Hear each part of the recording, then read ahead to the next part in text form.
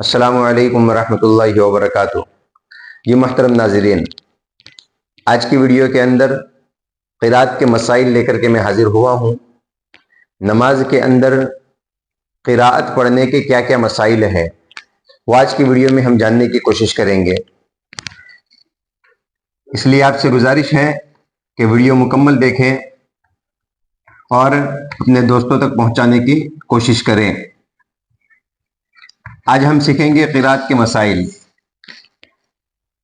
तो पहला मसला हम ये सीखते हैं, नमाज के अंदर क़िराअत पढ़ने की मिक़दार क्या है, कितनी तिलावत करेंगे।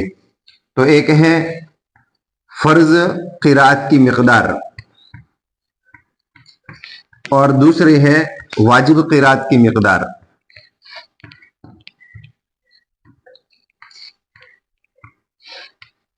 नमाज के अंदर फ़र्ज़ क़िराअत की जो मिक़दार है, अगर बड़ी आयत है तो एक आयत पढ़ना काफ़ी है, और अगर छोटी आयतें हैं तो छोटी 3 आयतें पढ़ना नमाज के अंदर फ़र्ज़ और ज़रूरी है।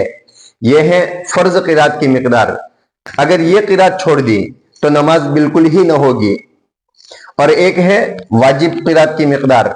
वाजिब क़िराअत की मिक़दार यह है फ़र्ज़ की पहली 2 रकातों में और बाकी तमाम नमाजों की हर रकात के अंदर सूरह फातिहा भी पढ़ना है और उसके बाद सूरत भी मिलाना है।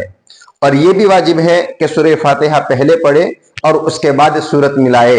अगर ये क़िराअत छूट गई कि सूरह फातिहा नहीं पढ़ी या सूरह फातिहा के बाद सूरत मिलाना भूल गए, तो इसकी वजह से सजदे सहव करना पड़ेगा। सजदे सहव अदा कर लेंगे तो नमाज हो जाएगी। तो ये हुई बात क़िराअत की मिक़दार के बारे में। एक है फ़र्ज़ क़िराअत और एक है वाजिब क़िराअत। अब दूसरा मसला लेंगे, नमाज के अंदर खिलाफ तरतीब क़िराअत करना। एक बात याद रखें, नमाज के अंदर कुरान करीम की जो तरतीब है सूरतों की, उसी तरतीब से नमाज में क़िराअत करना ज़रूरी है। जैसे मिसाल के तौर पर समझाने के लिए मैंने यहाँ पर लिख दिया है, पहले अलम तरा पढ़ेंगे, उसके बाद लिइलाफ़ि क़ुरैश पढ़ेंगे, उसके बाद की रकात में अरअयतल्लज़ी पढ़ेंगे, उसके बाद की रकात में इन्ना आतैना पढ़ेंगे। इस तरतीब के साथ क़िराअत करना जरूरी है। इसको कहते हैं तरतीब के साथ क़िराअत करना। अगर किसी ने नमाज के अंदर खिलाफ तरतीब क़िराअत कर दी, मसलन पहले कुल या अय्युहल काफिरून पहली रकात में पढ़ी और उसके बाद दूसरी रकात में अरअयतल्लज़ी पढ़ी, तो क्या इस तरह क़िराअत करना सही है? नमाज हो जाएगी या नहीं होगी? तो याद रखें, नमाज के अंदर सूरतों की तिलावत के अंदर तरतीब का लिहाज रखना जरूरी है। अगर किसी नमाजी ने जानबूझकर फर्ज नमाज के अंदर तरतीब उलट दी और खिलाफ तरतीब क़िराअत की, तो ऐसा करना मकरूह तंज़ीही है। लेकिन अगर भूले से ऐसा हो गया है या सुन्नत नमाज थी या नफल नमाज थी, तो उसके अंदर तरतीब का उलट जाना कोई बुरी बात नहीं है, नमाज हो जाएगी।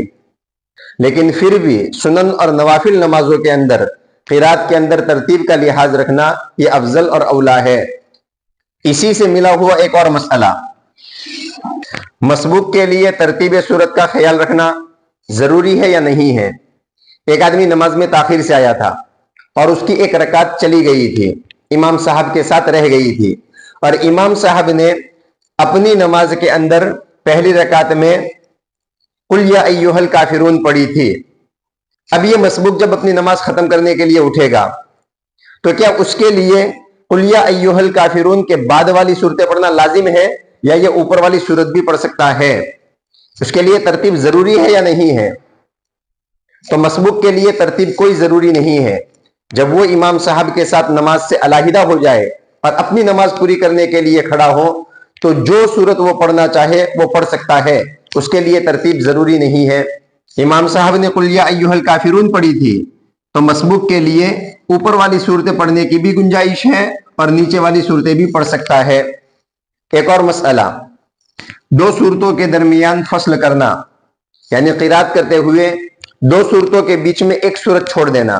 मसलन किसी नमाजी ने पहली रकात में अलम तरा का सूरा पढ़ा और दूसरी रकात में अरअयतल्लज़ी का सूरा पढ़ा, बीच में यह सूरत उसने छोड़ दी, तो क्या नमाजी के लिए ऐसा करना जायज है या नहीं है? तो याद रखें, फर्ज नमाज के अंदर ऐसा करना मकरूह तंज़ीही है, कोई बड़ी बात नहीं है, नमाज तो हो जाएगी लेकिन खिलाफ औला होगा। हाँ, सुन्नत और नफल नमाज है تو ایسا کرنا اس میں جائز ہے، کوئی گناہ کی بات نہیں ہے، اور نماز کے اندر کوئی خرابی نہیں آئے گی، نماز ہو جائے گی۔ ایک اور مسئلہ، نماز کے اندر ایک رکعت میں ایک سے زائد صورتیں پڑھنا فرض نماز ہے یا نفل نماز ہے یا سنت نماز ہے؟ کسی نمازی نے ایک رکعت کے اندر علم ترى کا سورہ بھی پڑھا، لإلاف قریش بھی پڑھی، ارأیت الذی بھی پڑھی، تو کیا اس کے لیے ایسا پڑھنا جائز ہے؟ ایک رکعت میں ایک سے زائد صورتیں پڑھنا کیسا ہے؟ تو اگر فرض نماز ہے تو ایسا کرنا مکروہ تنزیہی ہے، نماز تو بہرحال ہو جائے گی، لیکن خلاف اولا ہے، فرض نماز کے اندر ایک رکعت میں ایک ہی صورت پڑھنی چاہیے۔ البتہ سنت نماز ہے یا نفل نماز ہے تو ایک سے زائد صورتیں ایک رکعت کے اندر پڑھنا چاہے تو پڑھ سکتا ہے، کوئی مضائقہ نہیں، کوئی حرج کی بات نہیں ہے۔ قرات کا ایک اور مسئلہ، امام صاحب کے پیچھے قرات کرنا کیسا ہے؟ تو امام صاحب کے پیچھے قرات کرنا جائز نہیں ہے، بلکہ قرآن کریم میں ہے وَإِذَا قُرِئَ الْقُرْآنُ فَاسْتَمِعُوا لَهُ، جب قرآن پڑھا جائے تو دھیان سے غور و فکر کے ساتھ اس کو سنا جائے۔ اس لیے جب امام صاحب قرات کر رہے ہوں تو امام صاحب کے پیچھے مقتدی کے ذمے قرات نہیں ہے، نہ تو سورہ فاتحہ پڑھے گا اور نہ کوئی دوسری قرات کرے گا، بس خاموشی کے ساتھ امام کے پیچھے قرات سننا ہے۔ البتہ قرات کے علاوہ دوسرے اذکار ہیں، رکوع کی تسبیح ہے، سجدے کی تسبیح ہے، التحیات وغیرہ ہے، یہ امام صاحب بھی پڑھیں گے اور پیچھے مقتدی حضرات بھی پڑھیں گے۔ البتہ قرات کا معاملہ جہاں تک ہے تو مقتدی حضرات کے لیے قرات کرنا جائز نہیں ہے، بلکہ قرآن سننا فرض اور ضروری ہے۔ اب اسی کے ساتھ ایک اور مسئلہ، بعض نمازیں ایسی ہیں کہ جس کے اندر امام صاحب کی قرات کی آواز نہیں آتی ہے، مثلا فرض نماز کی آخری 2 رکعتیں ہیں، یا پھر ظہر اور عصر کی نمازیں ہیں کہ جس کے اندر امام صاحب قرات کرتے ہیں لیکن سری قرات ہوتی ہے، آواز نہیں آتی ہے، تو ایسی نمازوں کے اندر بھی مقتدی حضرات قرات نہیں کریں گے بلکہ امام کے تابع ہیں، اور حدیث پاک میں ہے جس کا کوئی امام ہے تو امام کی قرات مقتدیوں کی طرف سے کافی ہے، اس لیے مقتدی حضرات کے لیے امام کے پیچھے ہرگز قرات نہیں کرنا ہے، بلکہ خاموشی کے ساتھ امام صاحب کے پیچھے کھڑے رہنا ہے۔ ایک اور مسئلہ، فرض کی 2 رکعت میں ایک ہی سورت کی تلاوت کرنا، مثلا کوئی شخص فرض کی پہلی رکعت کے اندر ارأیت الذی پڑھتا ہے اور دوسری رکعت میں وہی سورت ریپیٹ کرتا ہے اور وہی سورت دوسری رکعت میں بھی پڑھتا ہے، تو کیا نمازی کے لیے ایسا کرنا جائز ہے یا نہیں ہے؟ تو فرض نماز کے اندر جان بوجھ کر ایسا کرنا یہ مکروہ تنزیہی ہے، بچنا چاہیے اور دوسری سورت پڑھنی چاہیے۔ لیکن اگر کسی نے دونوں رکعتوں میں ایک ہی سورت فرض نماز کے اندر پڑھ دی تو نماز ہو جائے گی۔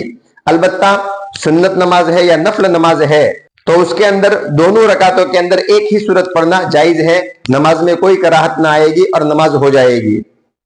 ہر مسلمان کا یہ دینی فریضہ ہے اور اس کی ذمہ داری ہے کہ کم از کم 4 سورتیں سورہ فاتحہ کے علاوہ اس کو یاد ہوں، تاکہ 4 رکعت سنت کے اندر وہ ہر رکعت کے اندر الگ الگ سورتیں پڑھ سکیں۔ اس لیے اگر ایک ہی سورت یاد ہے تو مزید صورتیں یاد کرنے کی کوشش کرنی چاہیے۔ ایک اور اہم مسئلہ، لب کو حرکت دیے بغیر قرات کرنا کیسا ہے؟ کیا اس سے نماز ہو جائے گی یا نہ ہوگی؟ بعض نمازی ایسے ہوتے ہیں جو نماز کے اندر اپنے ہونٹ نہیں ہلاتے، ہونٹ ملا کر کے کھڑے ہو جاتے ہیں اخیر تک، تو کیا اس طرح قرات کا فرض ادا ہوگا؟ نماز صحیح ہو جائے گی یا نہ ہوگی؟ تو یاد رکھیں، بعض حروف ایسے ہیں جن کی ادائیگی ہونٹ پر منحصر ہے، ہونٹ ہلیں گے تو ہی وہ حروف ادا ہوں گے، اور اگر ہونٹ نہیں ہلے تو وہ حروف کی ادائیگی بالکل نہ ہوگی۔ اس لیے نماز کے اندر قرات کرتے ہوئے ہونٹ کا ہلانا ضروری ہے۔ اگر قرات کے دوران ہونٹ ہل رہے ہیں تو ہماری قرات درست ہو رہی ہے، اور اگر ہونٹ نہیں ہل رہے ہیں تو قرات کا فرض ہی ادا نہیں ہو رہا، اور جب قرات کا فرض ادا نہیں ہو رہا تو پھر نماز کیسے درست ہوگی؟ اس لیے خاص اس مسئلے کی طرف اہم توجہ دینے کی ضرورت ہے اور دھیان دینے کی ضرورت ہے۔ کہیں ایسا نہ ہو کہ ہم نماز کے لیے پورا وقت نکالیں، 5 منٹ 10 منٹ نماز کے لیے ہم وقت فارغ کریں، لیکن جب مسجد سے نکلیں تو ہمارے نامہ اعمال میں، ہمارے کھاتے میں نماز کا ثواب ہی نہ ہو۔ اس لیے جب بھی آپ نماز پڑھیں اپنے ہونٹوں کو حرکت دیتے رہیں اور ہلاتے رہیں، اور ہونٹ ہلا کر قرات کرتے رہیں تاکہ قرات صحیح ادا ہو۔ جب قرات صحیح ادا ہوگی تو انشاءاللہ نماز مکمل ہوگی اور نماز بھی صحیح ہو جائے گی۔ تو یہ چند قرات کے مسائل تھے، میں نے اپنی استطاعت کے مطابق آپ کے سامنے رکھے ہیں۔ امید ہے اللہ تبارک و تعالیٰ کی ذات سے انشاءاللہ آپ کو سمجھ میں آ گئے ہوں گے۔ اللہ تبارک و تعالیٰ ہم تمام کو عمل کرنے کی توفیق نصیب فرمائے۔